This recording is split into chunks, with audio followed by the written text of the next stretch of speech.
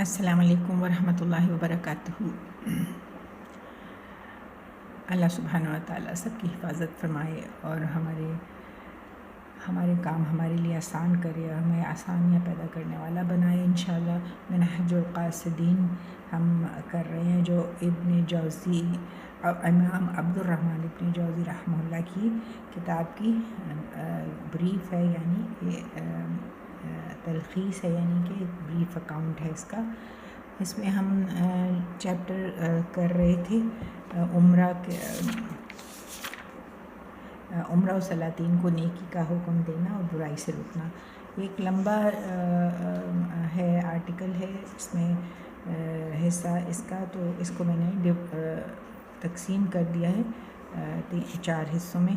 ہم 2 حصے کر چکے ہیں، آج ہم اس کا تیسرا حصہ کرنے جا رہے ہیں۔ نحمدہ و نصلی علی رسولہ الکریم، اما بعد، فاعوذ باللہ من الشیطان الرجیم، بسم اللہ الرحمن الرحیم۔ بیان کیا جاتا ہے کہ ایک اعرابی سلیمان بن عبد الملک کے پاس آیا اور کہنے لگا، اے امیر المومنین، میں آپ سے چند ایک باتیں کہنا چاہتا ہوں، ان کو قبول کریں اگرچہ وہ آپ کو ناپسند ہو، کیونکہ اگر آپ ان کو قبول کر لیں گے تو ان کا نتیجہ آپ کے لیے اچھا ہوگا۔ سلیمان نے کہا، کہو کیا کہتے ہو؟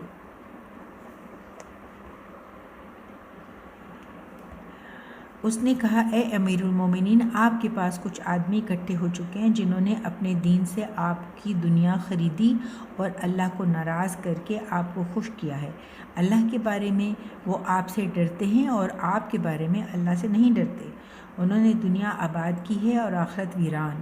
ان کی آخرت سے جنگ ہے اور دنیا سے صلح۔ جس چیز پر اللہ نے آپ کو امین بنایا ہے وہ امانت ان کے سپرد نہ کریں۔ یہ امانت کے ضائع ہونے اور امت کے تباہ ہونے کی پرواہ نہیں کریں گے، اور آپ ان کے اعمال کے جواب دہ ہوں گے اور وہ آپ کے اعمال کے جواب دہ نہ ہوں گے۔ اپنی آخرت برباد کر کے ان کی دنیا درست نہ کریں، کیونکہ سب سے زیادہ خسارے والا وہ آدمی ہے جو دوسرے کی دنیا کے لیے اپنی آخرت بیچ ڈالے۔ سلیمان نے کہا، تو نے تو اپنی زبان کھول دی ہے اور تیری زبان کی کاٹ تیری تلوار سے زیادہ ہے۔ ابو حازم رضی اللہ نے کہا، ہاں اے امیر المومنین، لیکن آپ کے فائدے کے لیے، نقصان کے لیے نہیں ہے۔ سلیمان نے کہا، کیا تیری کوئی ذاتی حاجت ہے؟ ابو حازم رضی اللہ نے کہا، دوسرے مسلمانوں سے علیحدہ میری کوئی حاجت نہیں۔ پھر اٹھ کر باہر نکل گئے۔ سلیمان نے کہا، کمال ہے، اس کا اصل کتنا شریف، اس کا دل کتنا مطمئن، اس کی زبان کتنی تیز، اس کی نیت کتنی سچی، اور اس کا نفس کتنا پرہیزگار ہے۔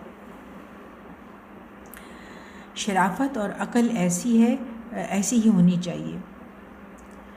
حضرت عمر بن عبد العزیز رحمہ اللہ نے حضرت ابو حازم رضی اللہ سے کہا، مجھے کچھ نصیحت کرو۔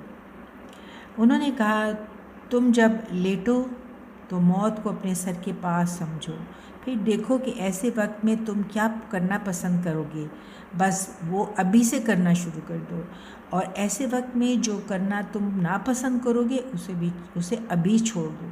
اب یہ ایک بڑی زبردست نصیحت ہے جو ہم سب کے لیے بھی ہو سکتی ہے، اور ہم بھی اسی اگر طریقے سے سوچیں تو انشاءاللہ ہم سب کی زندگیاں جو ہیں وہ بہتر سے بہتر ہوتی چلی جائیں گی۔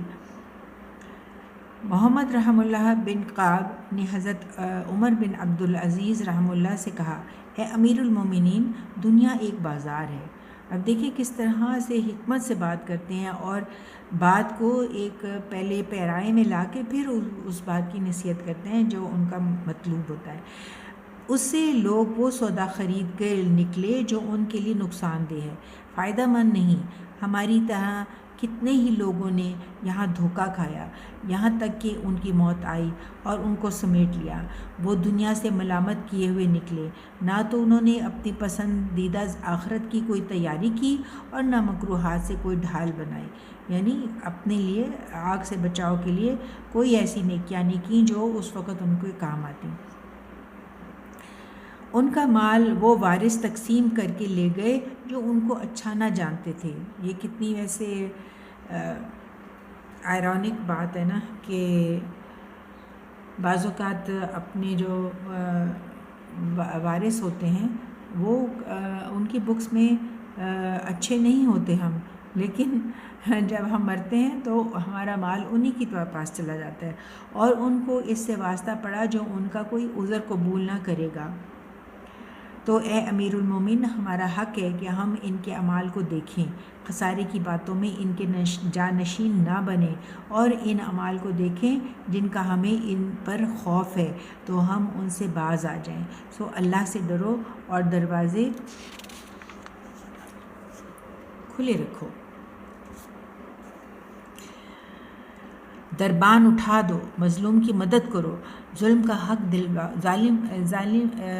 مظلوم کی مدد کرو اور ظالم کا حق دلواؤ۔ 3 باتیں جس آدمی میں ظالم سے حق دلواؤ۔ 3 باتیں جس آدمی میں ہوں اس کا اللہ پر پورا ایمان ہے۔ 3 باتیں غور سے سنیں کیا ہیں؟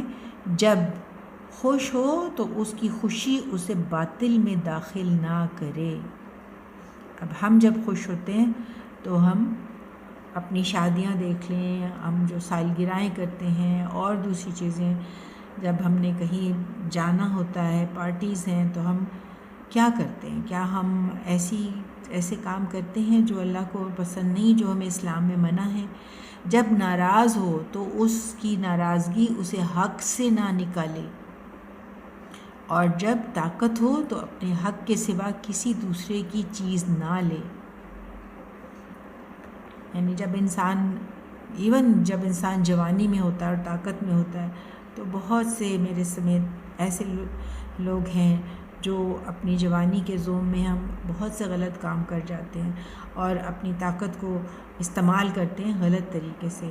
تو یہ تو خیر ایک ذاتی چیز ہو گئی، مگر جو ویسے عہدے گورنمنٹ میں یا ہوتے ہیں اور یا ان کے پاس کوئی عہدہ ذمہ داری ہوتی ہے تو اس وقت بھی اپنی طاقت کا غلط استعمال نہیں کرنا چاہیے۔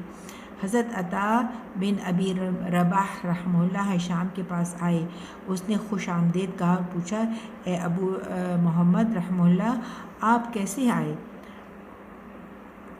اس وقت حشام کے پاس اشراف اور سرکردہ لوگ بیٹھے باتیں کر رہے تھے، وہ خاموش ہو گئے۔ عطا رحمہ اللہ نے مکہ اور مدینے والوں کے وظائف اور روزینے کے متعلق تذکرہ کیا تو حشام نے کہا، ٹھیک ہے، اے غلام، لکھو کہ مکہ اور مدینہ والوں کو ان کے وظائف دیے جائیں۔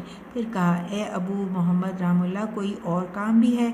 آپ نے حجاز، نجد اور سرحدوں والوں کا تذکرہ کیا تو ان کے متعلق بھی ایسا ہی حکم دیا گیا۔ پھر ذمہ لوگوں کا ذکر کیا کہ ان کی طاقت سے بڑھ کر ان کو تکلیف نہ دی جائے تو اس نے یہ بھی منظور کیا۔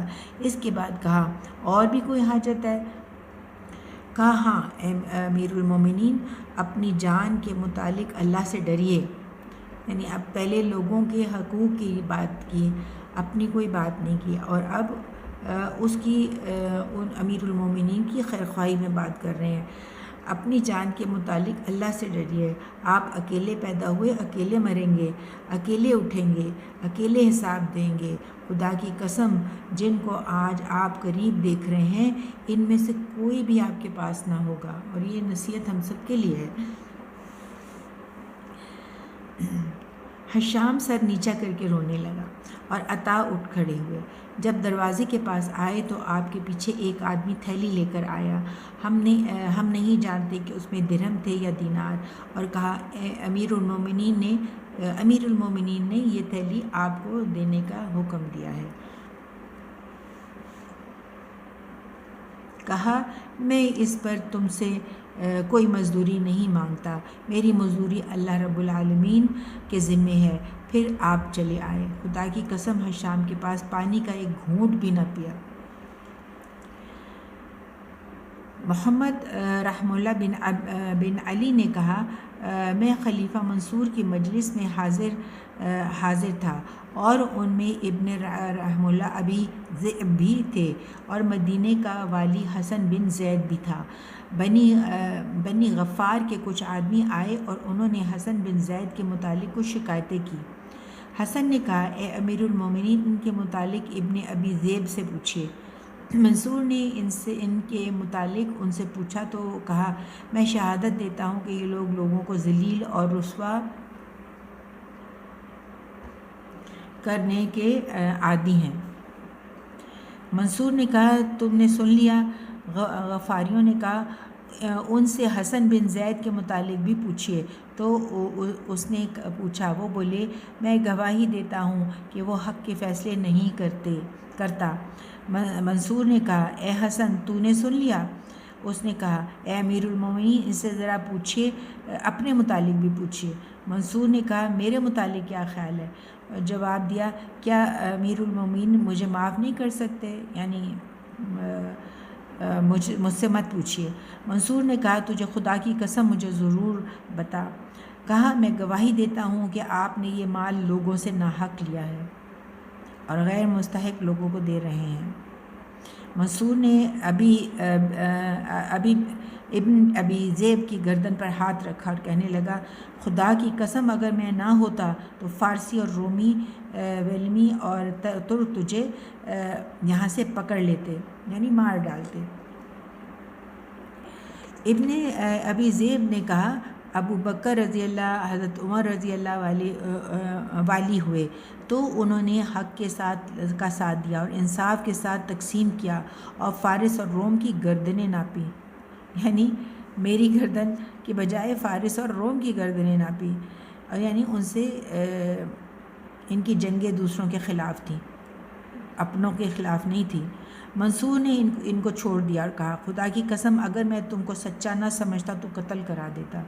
کہا، اے امیر المومنین، خدا کی قسم میں آپ کے بیٹے مہدی کی نسبت آپ کا زیادہ خیر خواہ ہوں۔